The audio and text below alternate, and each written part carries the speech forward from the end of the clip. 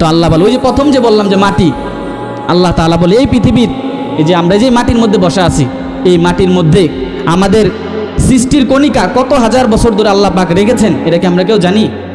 আল্লাহ তাআলা বলে, বান্দা এই মাটির মধ্যেই লম্বা সময় ধরে আমি তোমার সৃষ্টির কণিকা রেখেছি, এবং এই মাটি থেকেই আমি আল্লাহ তাআলা নির্দিষ্ট পরিমাণ খাবার আমি উৎপাদন করছি।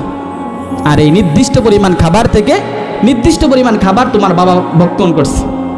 আর এই নির্দিষ্ট পরিমাণ খাবার থেকেই আমি আল্লাহ তাআলা তোমার বাবার পেটের মধ্যে বীর্যের ফোঁটা তৈরি করছি। এখানেই শেষ না।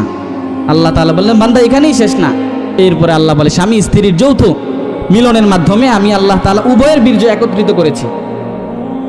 একত্রিত করে আমি আল্লাহ তাআলা মায়ের জরায়ুতে স্থাপন করেছি।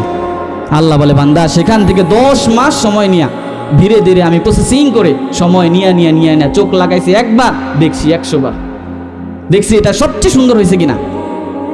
লম্বা সময় নিয়ে আমি আল্লাহ তাআলা সুন্দর করে এই 10 মাস পরে আমি তোমাকে এই পৃথিবী দেখাইছি।